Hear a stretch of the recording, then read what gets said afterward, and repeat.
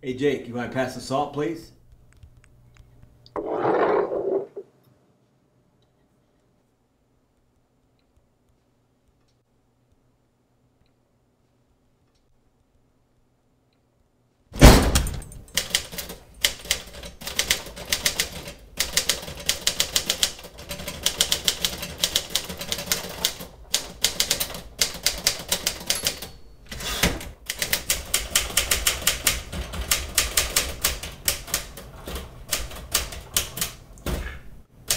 So, what are you doing? Dad? Sorry, I must have been a little distracted.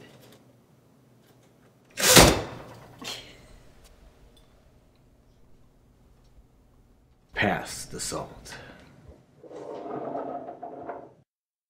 Alors cette vidéo, c'est pour vous expliquer la différence quelque part à ce qu'il y a entre une transformation et le changement. On parle beaucoup de changement, il y a aussi d'autres termes de transformation. On s'est rendu compte qu'avec nos clients, il fallait un peu clarifier tous ces termes, transformation, changement et projet. D'accord ? C'est important de savoir ce dont on parle. Alors une transformation, ça démarre à un moment, on ne sait pas vraiment quand. Et puis ça se termine à un moment, on ne sait pas vraiment quand. Il n'y a pas une date spécifique. Le 31 janvier, la transformation est terminée. Dans les organisations, ça se passe comme ça. Ça démarre, on ne sait pas très bien quand ça a démarré, et puis à un moment donné, il y a des signes extérieurs qui nous disent « Tiens, il s'est passé une transformation ».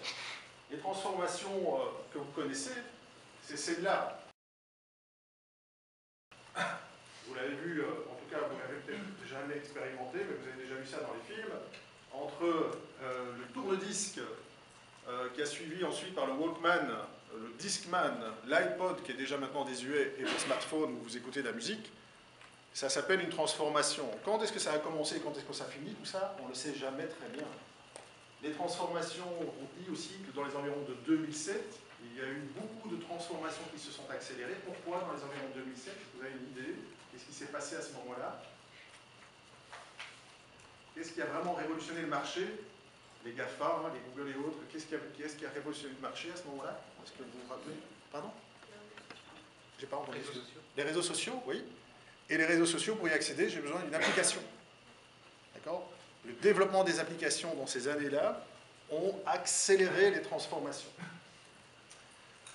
Et donc, quand on regarde maintenant les applications qui sont les plus utilisées dans le monde, c'est intéressant.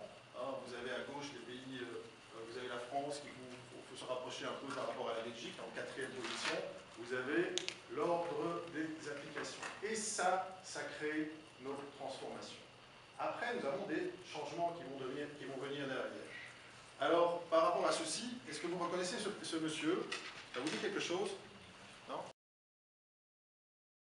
Exactement, un grand capitaine d'entreprise, l'entreprise de Virgin, il est patron de plus de 150 boîtes. C'est un visionnaire et il a compris, lui, que les organisations ne se transforment pas assez rapidement par rapport à la génération Y dont vous faites partie. Vous êtes plus ou moins né en 94, 93, 94, dans ces eaux-là. C'est bien ça? Donc vous terminez ce qu'on appelle la génération Y. La génération Y des années 80 jusqu'à 95, où en fait vous êtes une génération qui avait grandi avec tous ces réseaux sociaux, avec ces nouveaux éléments. Et en fait, il y a un choc de culture dans les entreprises parce qu'on considère que vous ne vous concentrez pas longtemps sur quelque chose. On considère même que votre génération est instable, voire certains disent paresseuse. Et il y a certaines raisons qui ont été étudiées, notamment sur le fait que vous avez eu l'habitude, et vous avez l'habitude maintenant d'avoir tout instantanément. Hein, vous voulez regarder une série, hein, vous vous abonnez à Netflix, ou vous la prenez en streaming, vous la téléchargez et vous l'avez directement.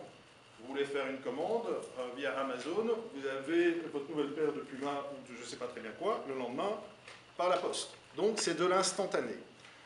Et d'ailleurs, même sur les relations humaines, hein, si vous utilisez Tinder, vous pouvez aussi trouver une relation humaine très rapidement sur les réseaux sociaux, sur les applications. Cependant, en entreprise, ça ne marche pas comme ça. Et donc, quand les générations Y, on dit que les générations Y, votre génération démissionne, puisque ceux qui sont nés dans les débuts des années 80 sont déjà dans l'entreprise depuis quelques temps, depuis une bonne dizaine d'années, on dit qu'après de 5 années, ils commencent à les démissionner, parce que l'instantané n'existe pas dans l'entreprise. La reconnaissance n'existe pas, la reconnaissance instantanée n'existe pas, et la relation instantanée n'existe pas.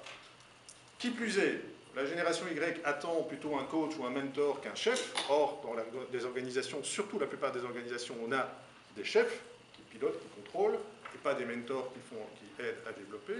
Et deuxième élément également intéressant, c'est que dans les organisations, rien n'est outillé pour avoir la génération Y dans l'entreprise. Hein, si je caricature, nous avons certains clients dans le monde des assurances en France où vous avez encore un ordinateur fixe quand vous arrivez, quand vous êtes engagé. Donc vous imaginez le décalage. Lui, il a quand même déjà compris, puisque là, il a un de ses employés qui fait une sieste, et il n'a aucun problème par rapport à ça. C'est un visionnaire, mais c'est un des rares visionnaires. Richard Branson par rapport à ceci. Donc l'instantané n'existe pas dans l'entreprise, n'existe pas comme vous l'attendez, et vous n'avez pas une application qui va vous permettre d'avoir de la reconnaissance instantanée dans l'entreprise, et vous n'avez pas une application qui va vous permettre d'avoir une relation instantanée non plus dans l'entreprise. Donc c'est très frustrant par rapport à ceci. Et tout ça, c'est les transformations. Venons-en maintenant à ce que nous appelons le changement. Une transformation est faite d'un ensemble de changements. D'accord ? Bon, je vous ai dit, transformation, c'est pas très bien quand ça commence, c'est pas très bien quand ça finit, mais il y a des indicateurs qui nous disent, tiens, il s'est passé une transformation sur le marché, il s'est passé une transformation dans certaines entreprises comme celle de Richard Branson. D'autres n'ont pas encore transformé leur entreprise, mais constatent que les générations Y ne sont pas bien dans ces entreprises.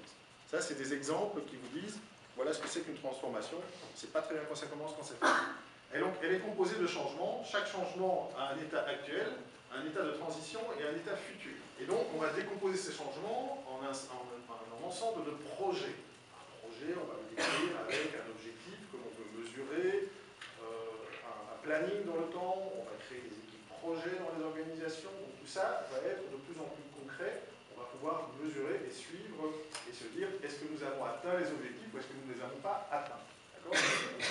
Ces changements, on va les structurer dans l'entreprise par rapport à des projets